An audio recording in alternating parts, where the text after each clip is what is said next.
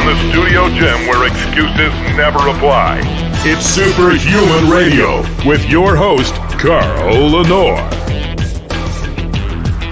Guy who needs no introduction, and that's Aaron Singerman. Who influenced you the most as a young boy? You may even want to tell the story about the Rolex and Grandpa Jack, too. I'm honestly not sure. In one regard, I would say Arnold Schwarzenegger. Obviously, I got into bodybuilding and fitness, physical culture very, very young. At 13 years old, I was going to the gym 5 or 6 days a week. So I remember watching with my dad and watching Arnold Schwarzenegger in Predator. And he does like this with his arm. He tells him to stop. And you see his arm. And I remember thinking that was so cool. And my dad always thought that movie was cool. So I want to say that my dad, thinking of it now, my father stands out to me, but I'm so different than my father. We're almost polar opposites in a lot of ways. So, maybe I was influenced in a way to be different than instead of replicate the same thing.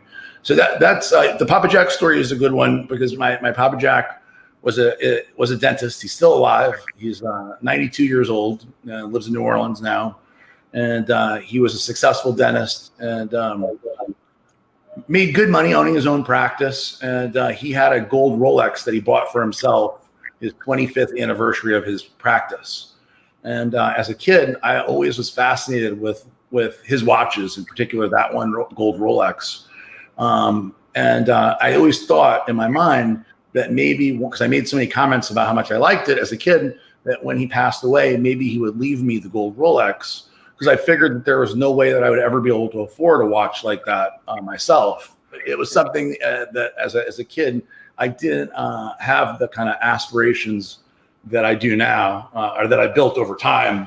I just didn't even think that kind of thing was possible. Keep in mind, my grandfather, who was a dentist, was probably the wealthiest person that I knew personally.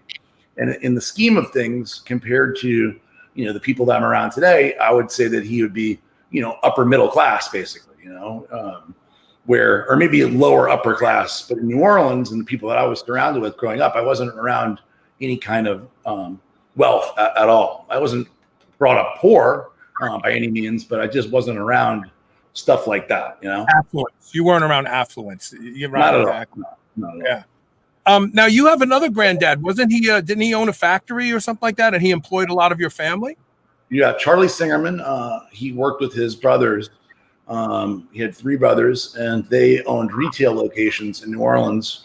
At one point, he owned a women's clothing store and like purses, men's clothing store called Country Fair that my dad worked at and I worked at as a kid.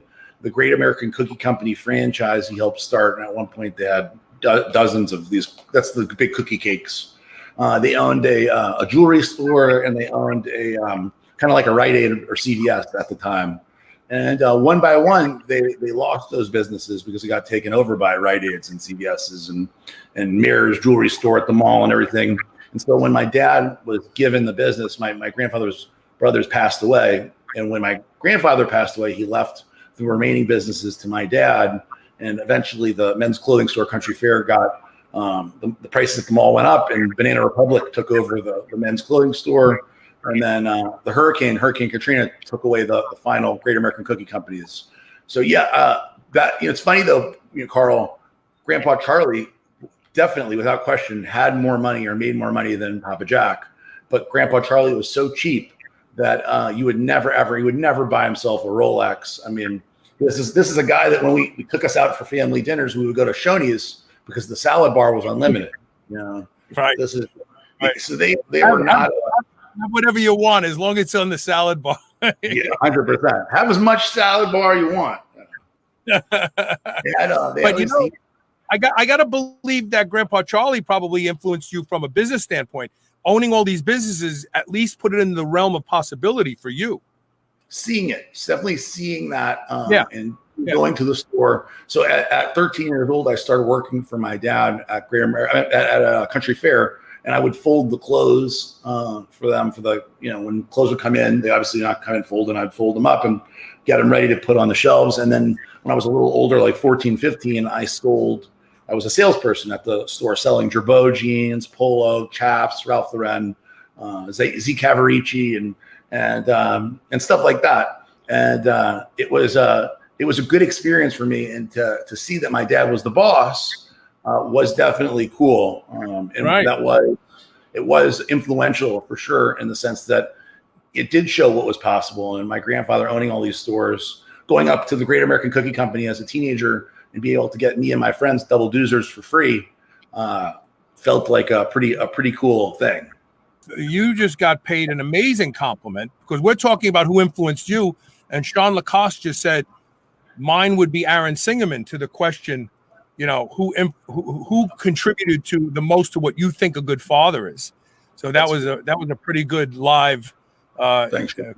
Thank you very much, Sean, for saying that. I am very traditional, so I have no problem with corporal punishment. I don't beat them. I would never hit them, like, for real. But will I strike them? Absolutely. I hope that I never have to, but I have had to.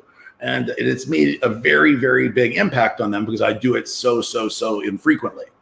For Asher, I've only really actually hit Asher one time, really ever. This is a few years ago. He told me that he was going outside to play, and this was at night. And I said, I don't think you're supposed to go outside right now, man. It's nighttime. You need to get ready for bed. And he said, no, mommy told me that it's okay. And I'm like, oh, okay. And he went outside, and she came in. She's like, why'd you let him go outside to play? And I was like, well, he told me you said it was okay. And she goes, I did not tell him it was okay. So I had him come in, and I said, all right, Asher, so you lied. You told me that mom said it. And he's like, yeah. I was like, all right, now put your hand out. I'm going to hit it. And he was like, what? I was like, put your hand out now in front of me. I'm going to hit it. And he put his hand out like that, and I went like that. And you would have thought I had slapped him in the face or something. So I hit his hand, and he cried hysterically like I had beat him. And then, of course, how kids are. In 2 or 3 minutes, he shook it off, went to bed. And to this day, he remembers that, and tells other kids, other boys, don't lie. This is what happened to me when I lied. And he recalls it vividly. It made such a big difference. And the reason I did it exactly like that is because I wanted to make sure he knew that I was going to hit him first. I knew what he did was wrong, and I let him know, this is what's going to happen to you now. And I made him put his hand out and think about it. And I did it. And it was very calculated. It wasn't a reaction out of emotion. I wasn't angry when I did it. I was sad to have to do it. But because I did it that way, he will remember that for the rest of his life. The thing is, when you're disciplining your children, you cannot be acting out of anger or emotion. Do you think, in retrospect, had your parents handled you the way you handle your children, you would have turned out differently early on? I mean, obviously, no one can debate that you're a wonderful human being. You're Thanks. generous. You're highly intelligent. When I first met you, you got me to start reading fiction again. Like you were a voracious reader. But do you think that any of these things that we're talking about today, and that we're going to continue to talk about, had they been employed by our generation of our parents, that you would have had a different outcome early on? I think 100% yes. I think the things that I'm doing with my sons, almost nobody does the things that I'm doing with my kids then. And I think almost nobody does it now, to be honest with you. Probably very few. But back then, no. And honestly, I couldn't even expect. My mom and dad didn't have that in them. They were kind of figuring it out as they went along. They were not hip. Both my mom and dad were great people, great parents, but they weren't progressive in terms of their thinking on raising children. They were doing things the way that they were told to do it, or that somebody said it, or that my grandmother told my mom or whatever. And the truth is also, Carl, I might be in a far worse situation now, which sounds crazy to imagine, but I'm in a very fortunate position. So it's very hard for me to say I would change anything. I've had a lot of bad events, as happen in my life, a lot of tragedies, also a lot of great things. But I wouldn't change. I wouldn't take away any of those bad things, because it led me to where I'm at now. And I'm doing my best to raise my kids, especially in a place like Boca Raton, with all the things that they see around them, and the things that they see that I have or that I'm doing is not going to be their future unless they work their ass off to get it. I've always believed that you have to pick your fights. Like, if this is really not a big deal, you don't take your kid to the wall for it. But there are certain things that absolutely you got to die on that hill if you have to. Do you have a handful of non-negotiables? I mean, I know my advice to my own sons could be different than somebody else, the listeners for their sons or daughter, in terms of what's okay for them to do. It's not okay for me to break the law. So there's no exceptions to breaking the law. I won't say it's okay to break the law a little bit. There's none, zero. Right. Children see through the contradictions of their parents. Yes. They don't care about what you tell them. They care about what you exemplify to them. Right. They take in and get much more than you think they get. So you see, like Aiden is 5, right? He is, talking. He's a little person, but you wouldn't think he'd understand most of the conversations me and Dariel have. But in reality, he may not tell me I understand it, but later on, the next day, he'll bring up something that I said that he'll have got that I had no idea he understood, that he was just hearing it and not saying, hey, what about that? He literally just internalized it and brings it back up. So yeah, I think that when people think they're being slick and their kids aren't getting it, they're getting it a lot more than you realize, maybe even more than they realize. Because of my history and my past, I don't believe that I can be lenient with anything where I say one thing and say, listen, don't break the law, but it's okay to drink even though you're not old enough to do it and it's breaking the law. What are the most important qualities that young boys develop when they're young that will carry through to when they become older? One of the number one things, I think we said it, is Singerman's don't quit. Do not quit. It's okay to make a decision to stop. Like, for example, if Asher, he's playing baseball and he loves it right now. If he told me, I don't want to play baseball anymore, I'd rather do something else, I'm not having fun, I would take that as serious consideration. I don't know if I would let him quit or not, but if it was a decision to stop, for example, we're throwing the football and it hit his finger, what is it called? Like jammed his finger. Right. And he started crying. And he goes, I don't want to do this anymore. And I was like, nope. Now we'll definitely keep doing it. I was like, there's no way you're quitting because you got hurt. No way. So we played a little while longer. And I said, are you done playing now? Because after he stopped crying, he's back to normal. He's like, yeah, let's do something else. I'm like, okay, no problem. But I'm not going to let him just quit. So quitting, the ability, knowing that you have the option to quit and feeling like at any moment you can quit and just go do something else or whatever, that ability that in their mind, thinking that it's always an option, means that you always have the option and that anytime anything is hard, they can just stop. And so life is hard. There's lots and lots of uncomfortable parts of life. And if you want to be a success, you have to be willing to eat more shit or go through more shit than most people. And the higher level of success, the more sacrifice it takes generally. Yeah, and I think the magic word there is met with adversity. Carl, I will say just to end this is that the one big thing is you don't want to keep bashing your head up against the wall either. So I wouldn't tell, like, if Asher says, I want to play pro basketball and it's just not in the cards, you don't want to tell him never, ever quit trying to play pro basketball. At some point they need to pivot and say, well, that's not going to happen. Like for me, I love bodybuilding, and bodybuilding is the only thing I could ever think of loving. It's the only thing in my life that I consistently loved. But at some point I had to say to myself, I am not going to be Mr. Olympia. I'm not going to be the next Dorian Yates or Lee Haney. So how can I do something in bodybuilding that is in bodybuilding, but making money that isn't an actual bodybuilder? And that's how we got to know each other to start off with. So. Do you ever talk to the boys about aggression? I think Asher's doing some form of martial arts right now, correct? They all do. Well, Aiden and Asher do Brazilian Jiu-Jitsu, and Elijah's doing karate. They've all been in physical stuff forever. And the good thing about having a bunch of brothers is they're constantly fighting each other and battling, and it's like a constant WWE match at my house. And I think that that physicality is actually very important for boys, and I'm a big proponent of letting them fight it out. And I mean, they don't really fight; they're not actually beating the shit out of each other, but they're wrestling, and sometimes people get hurt, and that's okay too. They're supposed to test limits and test boundaries, and they're supposed to get hurt.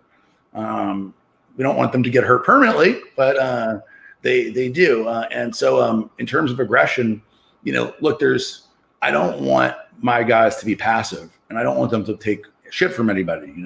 On the flip side, we absolutely do not tolerate bullies. So they're not, that would be the number one way for Dariel to give him a smack is to bully anyone, even each other. It's a little more acceptable for them bullying each other to some degree, but as long as they're all laughing and nobody is crying and saying stop, that's the one big rule. Is if one of them says stop to the other one, that's it. They got to stop. You can't just keep going. Right. I do talk to them about not getting bullied and not allowing anybody to make you feel less than you are. And we really reinforce with the guys how special they are, how handsome they are, how smart they are, and I think that they all have this incredible self-confidence that it's almost like otherworldly self-confidence. I mean, Aiden and Asher will get up in front of a group of adults and sing on the spot or dance, or they have no fear of Aiden, so much so that it almost is concerning, where he has no fear to walk up to an adult and say, "Hi, my name's Aiden. What's your name? What do you do?" Where it's like, okay, Aiden, like, it's good to be friendly, but you don't just walk up to people and start talking to them. They have incredible self-confidence.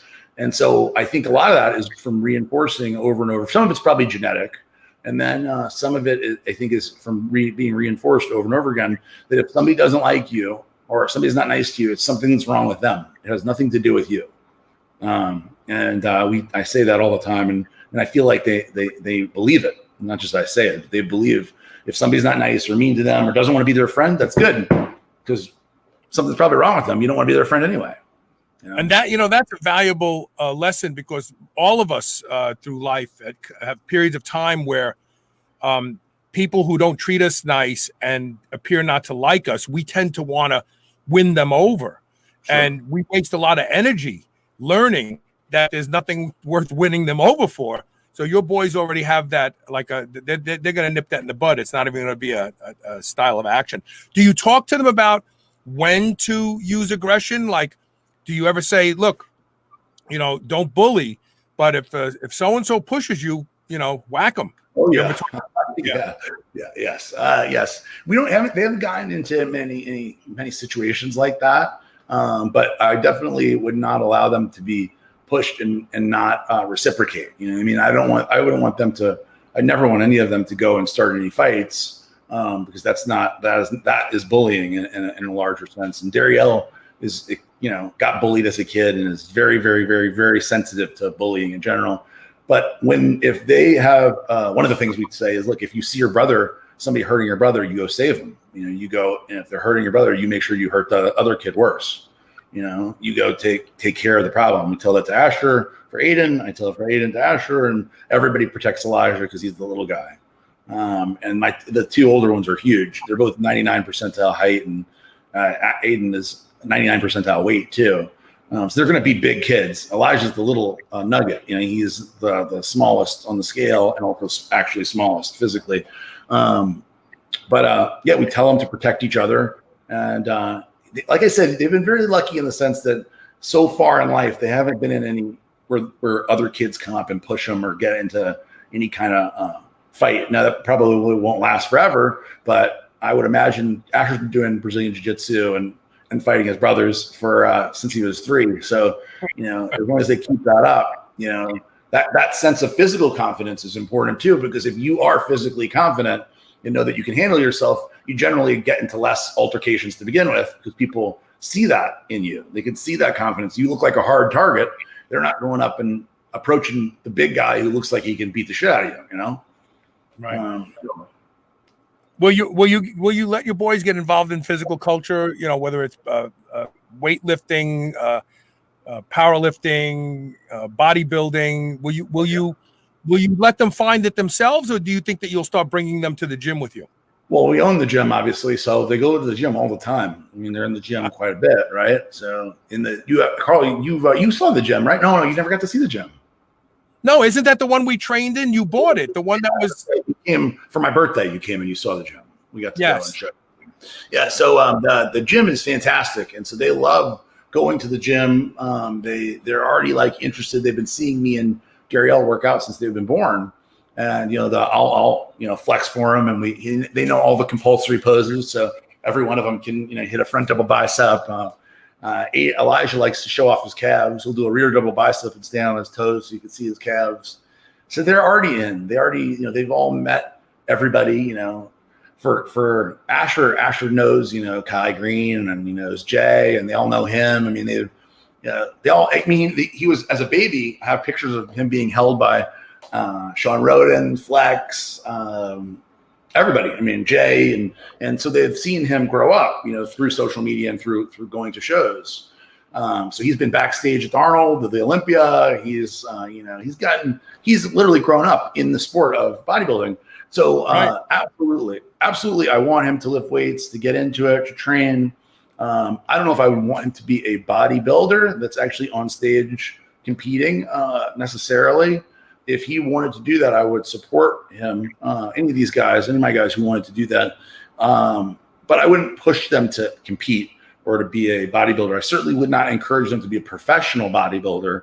As much as I love the sport, it's not something I would say, hey, I want you to. I also wouldn't encourage them to be a professional football player or, quite a few other things that I would, if they wanted to and they made it, I'd be proud of them. I certainly wouldn't be not proud of Asher Singerman, the pro bodybuilder, but I wouldn't push him towards that. And if he said, hey, Dad, what do you think about me being Mr. Olympia one day? I would say probably not the best use of your time. And I would prefer you not be a pro bodybuilder. Not because I don't love pro bodybuilding. I love it, but there's a lot of risks that are associated with that I don't know if I would want to encourage him to take. Yeah, no, I agree. And the rewards are limited. There's like in so many pro sports, there's a fraction of 1% that actually can make a living at it, and everybody else just struggles and starves for their chosen sport. And it's worse even now than it was, Carl, back in the day when we did the show. Now the world of social media and Instagram rewards people with more engagement and more celebrity versus more actual accomplishment on stage, Paul Donovan happened to make this comment a little earlier, but since you made that comment about back in the day when we did the show, he says, "Oh my God, this takes me back to Off Topic so many years ago." Yeah, that was a unique moment that will never be reproduced because the environment. Today we couldn't do Off Topic because of the environment. We would be. Oh yeah, we would be demonetized. That's for sure.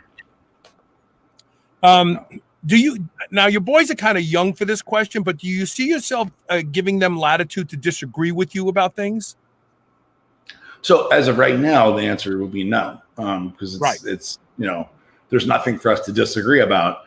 As they get older, and it's like if we're talking about bigger beliefs or politics, which is what comes up now, then I would encourage them to have healthy debate, and I would be happy to have conversation with them as long as it was in a respectful manner. If they were disrespectful, I wouldn't be okay with it. Respect is the one thing that I would require. Same thing with employees here. Like I'm okay with them disagreeing. People disagree with me all the time here. We have 150 personalities in here, and quite often my idea isn't the best idea, and that's okay. I'd rather them tell me, hey, I think that's a bad idea. This is what I think. I'd like them to do that. No, but if they said that's a shitty idea, you don't know what you're talking about, that would be a problem. They would get fired. Right? Because of the delivery. It's not that they disagree with you, it's their delivery lacks respect. Yeah. So as long as Asher, Aiden, and Elijah were respectful in their disagreement and we could talk about it, then I would be totally okay with it. And I'd almost encourage it. I mean, I wouldn't want them to not feel like they could talk to me about different ideas that may not be the same as mine. And maybe, that's the one thing they say. There's a famous quote that says, that you learn the most from your students when you're like your children. So they say your peers you learn from, or your teachers you learn, your peers you learn, and you learn the most from your students. So for me, my kids are like my students. So I would absolutely encourage healthy, respectful debate. Not now though. At 3 years old, there's only so much, Yeah, they're not. Yeah, they can't make those kind of decisions or choices at this age. Right. So when a boy goes through puberty, he has to change the relationship between him and his father. It allows him to start to develop autonomy and feel like a man. And quite often that elicits a level of rebellion. Now, it doesn't have to be full-scale rebellion, run away from home, do drugs and all that sort of stuff, but sometimes it comes up in often all of a sudden these disagreements happen with dad, and you cast a very big shadow for a variety of reasons. Your demeanor, your success, your physical size. Will you be sensitive to that and allow the boys to break with you without having to try to force them to do things your way? You know what I'm going for here? Yeah, I don't know. So I don't know how that'll look. So it's hard for me to say. I know for me, I believe anyway, Darielle and I are so different as parents than my parents were for me, that I just don't know. Like, so for me, like it was more my mom. I'm thinking like with this, with my dad, I wouldn't want my dad to drop me off at school. I want to like walk, like drop me off a ways away and I'll walk there. Or like the movies, when I go to the movies, I would want him to not be waiting outside when I came out, and stuff like that. I feel like, and I could be wrong, maybe this is me being hopeful, is that I'm so different than my dad that his friends are going to be like, I want your dad to come around and pick you up. That he'll know that his dad is different than the other dads, and that's what I hope anyway. Obviously you can't predict, but I mean, that's if I didn't know any fathers like me growing up. I didn't know anybody that was like that, so it's hard for me to project. Yeah. But so imagining them rebelling and starting fights with me for no reason, I just don't know if that's in the cards, and I could be totally wrong. So, but it's hard for me to put maybe rebel was the wrong word. I think you actually gave better examples. Like, dad isn't cool. I don't want him picking me up. I want to, and it could be just that. It could be that, like where Asher says to you, "Hey, Dad, do you mind if I meet you a block away? Don't pick me up in front of the girl's house." Would you be sensitive to that, or would you be insulted by that? No. So if that is a specific example, I would be okay with that. I would want him to explain why he felt like that, and if he felt like that strongly enough, it's no big deal for me to do that. But I'd want him to be honest with himself on why he felt like that was what he needed to do. Because obviously, for me as a kid, all the kids were getting dropped off by their parents. They are all being picked up by their parents. Why did I want my mom or my dad to not be seen? You know what I mean? Like, I would have asked him, like, what do you think about that, and tell me why you feel like that. And I would definitely think about his answer, but I wouldn't force it. I'm like, no, you're doing what I'm driving. I don't care how you feel. No, I wouldn't do. I'm not that much of me, Carl. I'm not that much of a hard ass with anybody. No. The funny thing about you is that you are so even tempered. Like I remember lots of different stories come to mind, but the one that comes to mind was the dog park and Rastim. And you were at the dog park with Rastim, and this guy like went to hit Rastim because he was coming by his dog. And you were real casual. You says he did it a couple times and you didn't say anything. And then finally he did it again. And you told him, look, if you do that again, I'm going to F you up. And you had all the resolve, like you were going to do it, but you gave him forewarning. Like if you do that one more time, and you've always been a very even tempered person, which is a really unique quality in this day and age, because so many people act viscerally, and just like alcohol, they make the wrong decisions. I'm guilty of, I'm guilty of acting viscerally from time to time in my life and making the wrong decisions.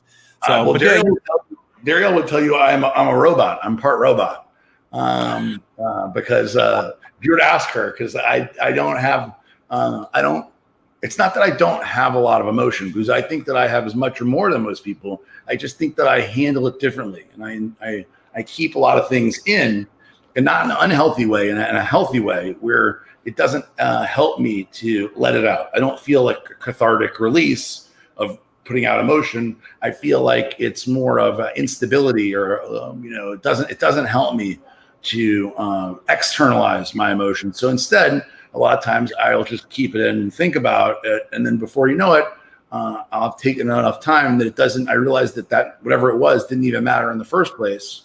I just really, Carl, I've always been good at realizing that basically I'm in charge of how I feel, and that I don't allow anybody really to make me feel anything.